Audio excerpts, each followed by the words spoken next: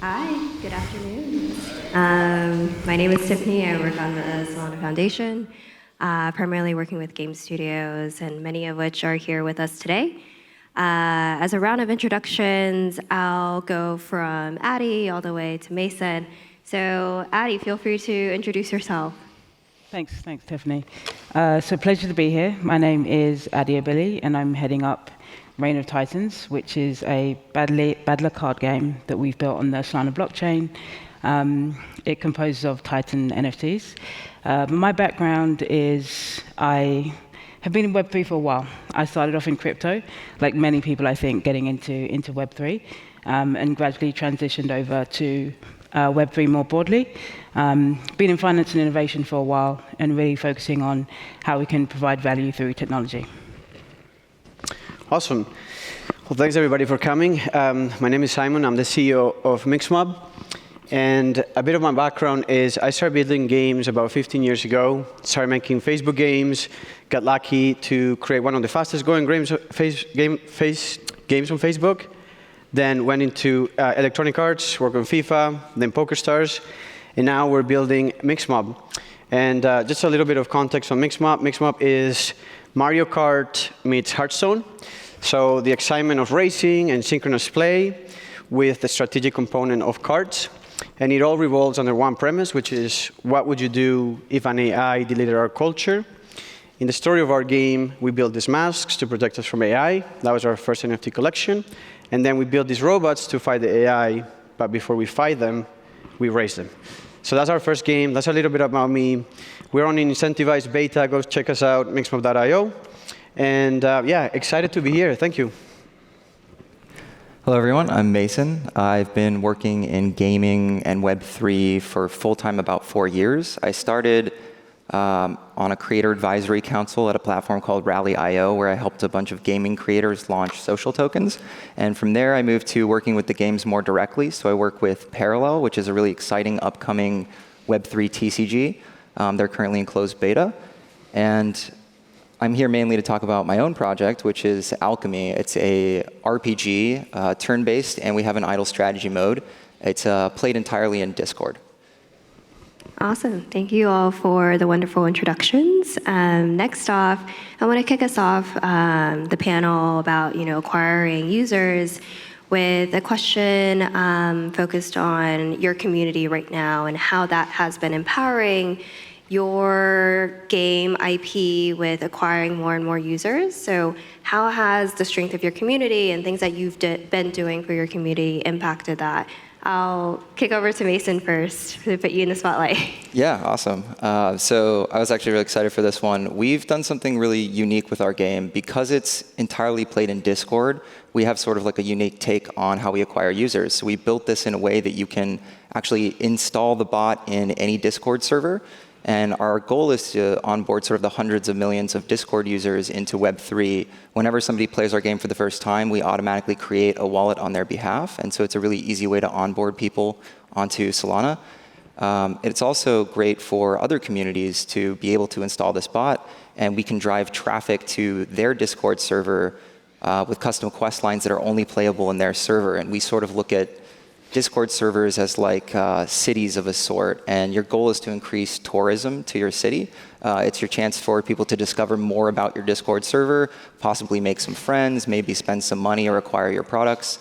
And we hope to be a way to push users around from Discord to Discord through the game. Yeah, definitely. And the game mechanic is very interesting. I've never really played like a game that's fully on Discord, but super cool. Simon, I really want to better understand as well. You spent, I think, over a year plus now building a community. 2 weeks ago, there was an event online with you guys. So very curious as to, what you guys did in the beginning to kind of also retain users and continuously acquire more. Absolutely. First, I love what you guys are doing. So go check Alchemy out. It reminds me of when Facebook games started picking up, and it's now on a total different platform, which is Discord. So really cool stuff from our side. So yeah, just to answer your question directly, what we're doing on our side is we're doubling down on Web3 gamers. And what we know is similar to when Facebook games started, when mobile games started, it's a new category. Web3 games, crypto games are a new category. And I remember when I was building Facebook games, my friends in console, they were like, man, what are you doing? Why are you building Facebook games? Like, these are nothing. And I was like, no, this is going to go somewhere. It's viral. It has new mechanics. I saw the potential of that, and it developed a new category. And I'm seeing the exact same thing on Web3 games, on crypto games.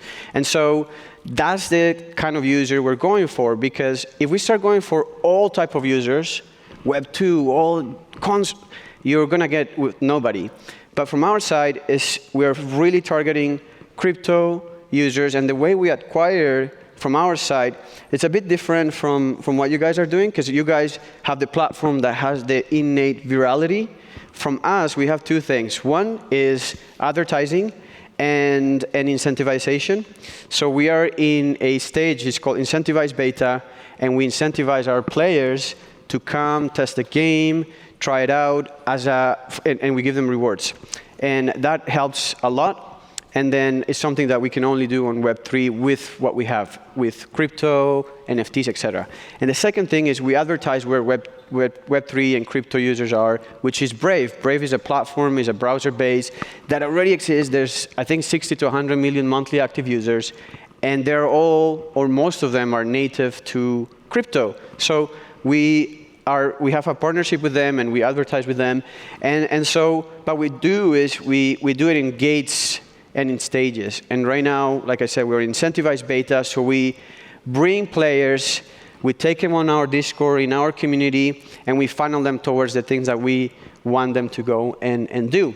And with the idea that in the future, this category, this group of people are going to be our ambassadors to bring others.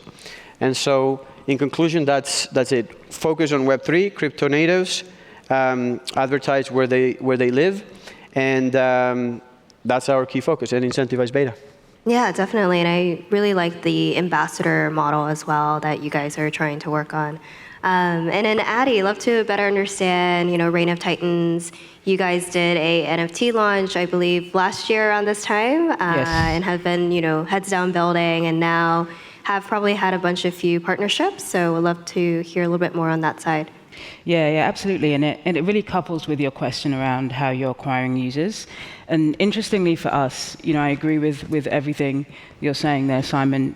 But for us with Reign of Titans, we actually are focusing on a Web3 and a Web2 audience. So we want to focus on bringing the mass into Web3 and try to open up the space. So a lot of what we do is focused around brand partnerships to be able to bring in these Web2 users. For example, with Reign of Titans, it's a card-based strategy game. So you said your game is like Hearthstone meets Mario Kart. Mm-hmm. So we're very much like Hearthstone, almost like a Pokemon style. And we have a tournament model as part of what we're doing with Reign of Titans. So we just held a tournament in partnership with Pepsi in Argentina, actually on the ground. So we were able to start to acquire a lot of users through this tournament model, to offer large cash prizes, to incentivize people. So we believe in the Web3 space, wholeheartedly. That's why we're here. A lot of our community today is actually Web3 native, and we really rely on this community to also bring in others. So word of mouth, referrals when it comes to really opening up the space has been very successful for us, and these brand partnerships to really try to open up the space to acquire more users into Web3. Yeah, definitely. And I saw a bunch of photos from the Argentina activation as well. Yeah. So congrats there. Thank you. Want to also shift gears a little bit to ask a question about, there's Web2 paid UA, traditional realms, like as you mentioned, Simon, with like Facebook and those kind of paid channels. What are some of the new ways and methods that are recently created due to Web3, and have you guys tried using or activating on that side? Jump ball, I guess, Simon. Yeah, absolutely. So what we've done is we created a strategy where when we launched our NFT collection, that was right before we even launched our game.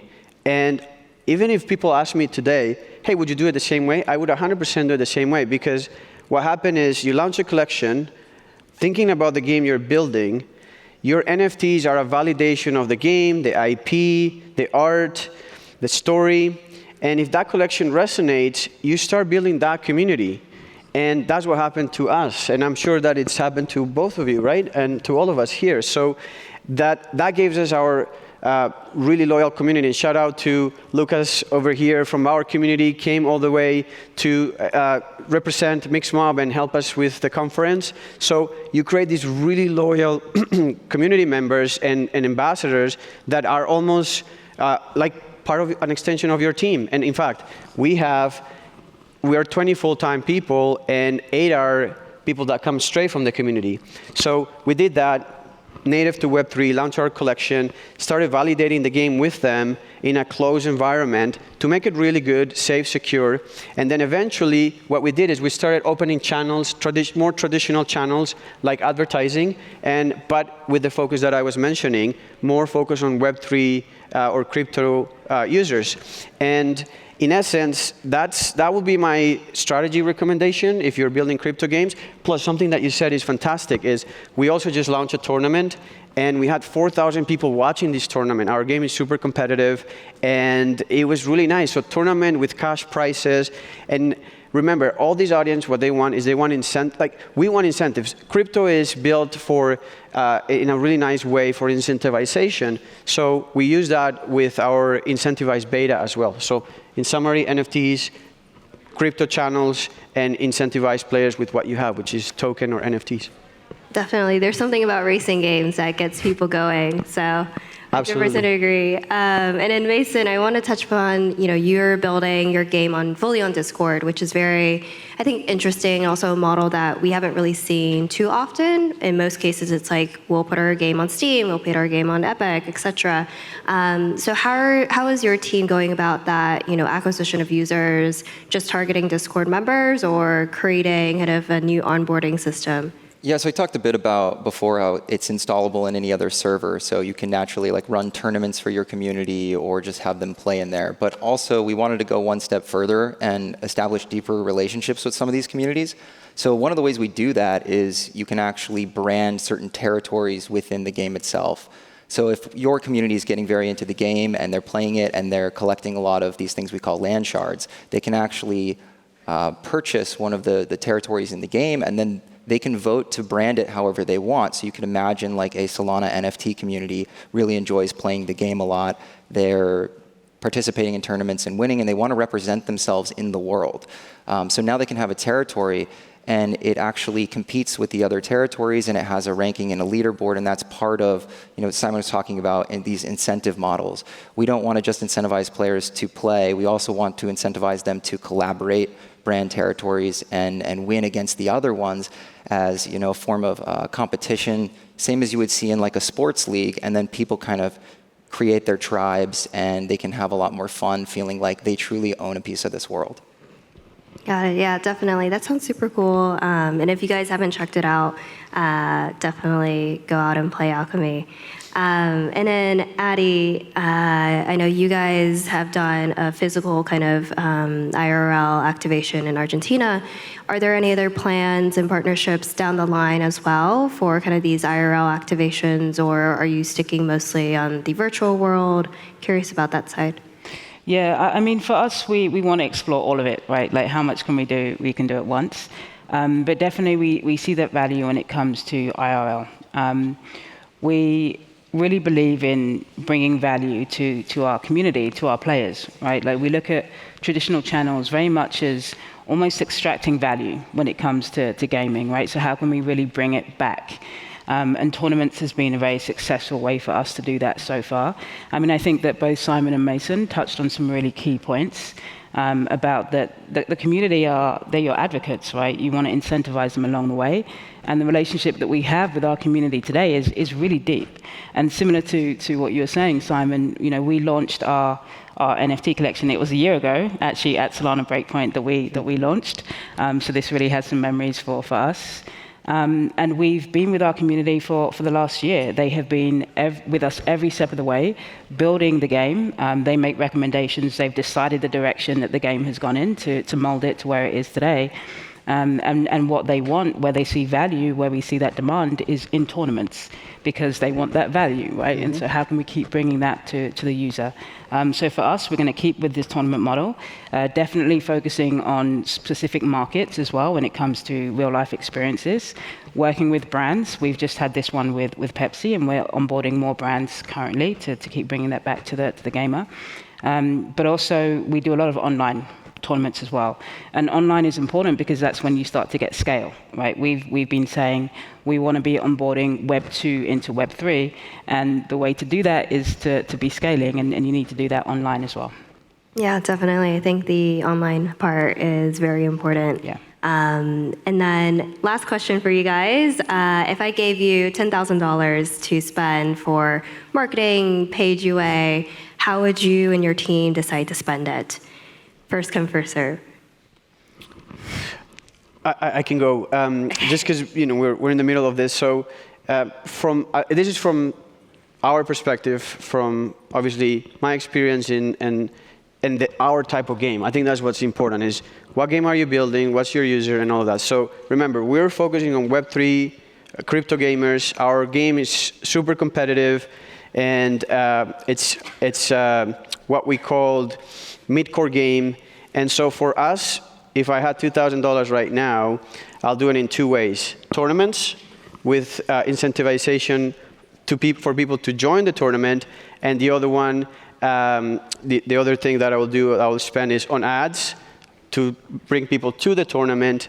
And the third one is partner up with guilds. So inside of our ecosystem, there's all these guilds that have a ton of players. So we've partnered up with a lot of them. Some of them are even our investors, and they have tons of players. So you also partner up with them and give some incentivization to them for them to come to your tournament. That's the way I would do it.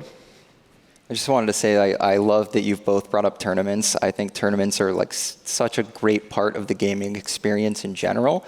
And like that was something we put into the game in the first version of it, even when it was like super alpha prototype. And we still run weekly tournaments now. But if I had to go with $10,000, besides incentivizing tournaments, the one thing we also really care about with our project is UGC. So empowering our community to create, whether it's game skins or assets or monsters that you can fight against. We want this to be a world built by the players and communities that are a part of it. And so I want to incentivize that more. How can we find the players that have a huge passion for developing these games? And then even if they're not developers themselves, empower them with different tools that we can build on the Discord side that allow them to sort of, in the same way people would build custom maps for Warcraft 3 and StarCraft, they can build levels that you could go through, characters that you could play with in our game. Nice. So I'm going to have to answer this question in terms of percentage, because the monetary value is not going to be realistic to my answer right now. But I would say I would put 90% of it into giving it directly back to the player. So like you say, in terms of tournaments, in terms of partnership with other Web3 communities, offering some of their assets as prizes, for example, when you're playing. So 90% of it directly back to the players. Then I would put 10% of it, and this is why I have to say percentages, back into the actual game itself. So I would offer some kind of unique experience that's going to be happening through the gameplay, through a specific piece of time, right? So whether it's, a new kind of move that's happening in the game. This is a battle game that we have, so it's like two titans are fighting each other. So something in the actual gameplay experience, because for us, we also hold that really core. Making sure that we build a quality game that offers unique experiences whilst you're playing and keeps evolving and getting better as you play. So 90% of it back to the user, 10% of it in the game itself. Yeah, awesome. And then just one last question. I guess one piece of advice for any Web3 game studio that's trying to get users, whether that's on the Web 2 side or Web 3, a piece of advice. I know you guys have been building for at least a year now, have seen kind of like the ups and downs of both the market and also kind of crypto in general. So any piece of advice would be very helpful. I would say I've seen a lot of trailers for games, and they try and sort of bait people in with something that doesn't look quite like the game. And I think if you're just very open about this is what the gameplay looks like and this is what the experience is going to be like, you're going to find your audience a lot easier. And so that's one thing we try to just be like transparent about. This is what the game is, and this is the experience you're going to have when you play it. For me, at a macro level, my advice would be really identify your audience. I know people say that, but really just know who your audience is, because if you say, oh, we're going to target everybody and anybody, it's really hard. So narrow down on that audience, build that core community, and then the next thing will be identify your business model, your engine of growth.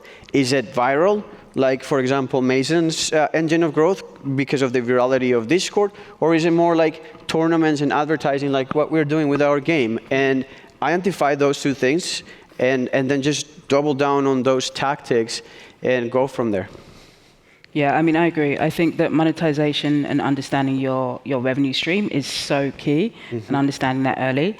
My advice would be forget the numbers when you're first starting. It's really about building deep, genuine connections with your community. We learned that very early on, because the kind of connection that we have is so deep that it's something that we have never seen before. And off the back of that, scale will always come, but focus on having genuine connections, like you say, with transparent relationships, open and honest, and you'll be really surprised as to what your community will actually do for you and how they will advocate for you. Awesome. Thank you guys for joining me on this panel. Thank you. Thanks for having us. Thanks for having us. Thank you guys.